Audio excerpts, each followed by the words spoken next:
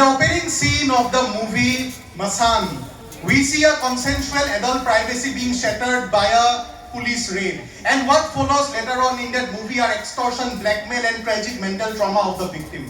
The movie was released in 2015, and at that time nobody would have given a thought that the same mental trauma which the victim went through would be a matter of concern even in 2026. The bill which has been presented today in front of the House has already been implemented in 5 states. And even if a layman goes to the bill, we will come to understand that instead of uniform laws, there are actually so many exceptions, even inorganic chemistry will get ashamed. And the only people who will see a positive change in their lives are first and second semester law students who will see a reduced syllabus in the subject called family law. The second Speaker of the Treasury Bench have talked about Hindu undivided family business. The same Hindu undivided family business because of which the government faces a tax deficit of around 3,800 crores every year. Greetings, Honorable Speaker, sir, and members present in this August House. Honorable Speaker, the 3 most important elements of today's motion are pluralistic society, constitutional morality, and gender justice. Honorable Speaker, this idea of a pluralistic society shall be the only ground why this entire motion should be dismantled. Because if we go to the controversial history of the Uniform Civil Code, we can find that during the post-independence era, Jawaharlal Nehru was in a favor of a uniform law. But at the same time, he was very careful about the sentiments of the people. There's something which Nehru figured out very early, which the members of the Treasury Bench are not able to figure out. And that is, India is a pluralistic society. It is a country where the culture changes every 500 kilometers. And bringing a uniform law will create a cultural communism. Honorable Speaker, the second point is regarding constitutional morality. Almost every member of the Treasury Bench have talked about Article 44 of the Constitution.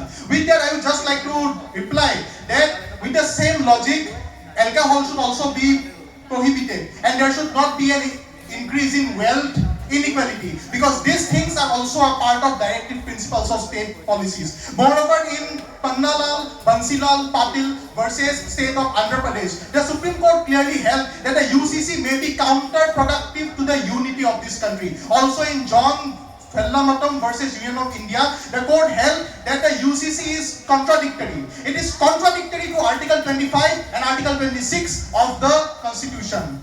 The members of the Treasury Bench have asked us to explain the meaning of constitutional morality. I would like to explain that constitutional morality is something which includes secularism and protection of minority rights. Besides, if the framers of this very constitution would have really wanted a uniform personal laws, they would have included it in the union list rather than the concurrent list. Honorable Speaker, the third point is regarding gender justice. I would like to bring this in the notice that the members of the Treasury benches only confine themselves while talking of gender justice to the word marriage. I would like to remind this House that when we talk about gender justice, it is not only about marriage, it also includes equality, education, and economic opportunities, which the UCC alone cannot resolve. The mover of the House have said very proudly that the implementation of the 5 UCC laws in the 5 states. I would like to remind her that the communities where polygamy is most prominent are the tribal communities. And ironically, the tribal communities have been exempted from the UCC laws in the 5 states. Now, are they being exempted because the government quote-unquote values their sentiment?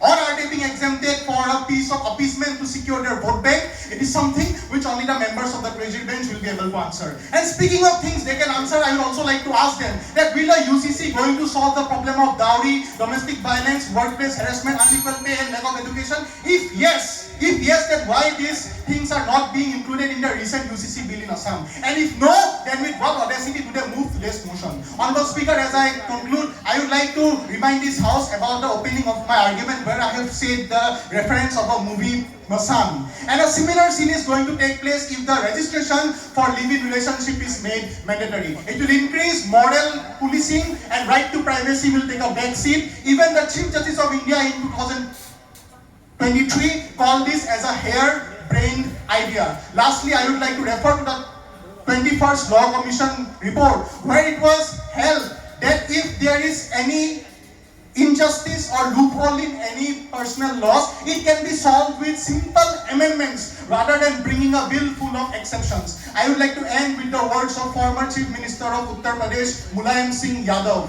When he was asked by the media his reason for opposing this idea of a UCC bill, his words were, and I quote, Gita, Quran और रामायण सभी हमें इंसानियत सिखाते हैं. सभी को अपने अपने धर्म की रस्सी पकड़कर एक साथ मिलकर रहना चाहिए. Unquote. Thank you, Honorable Speaker. Thank you, members of this House.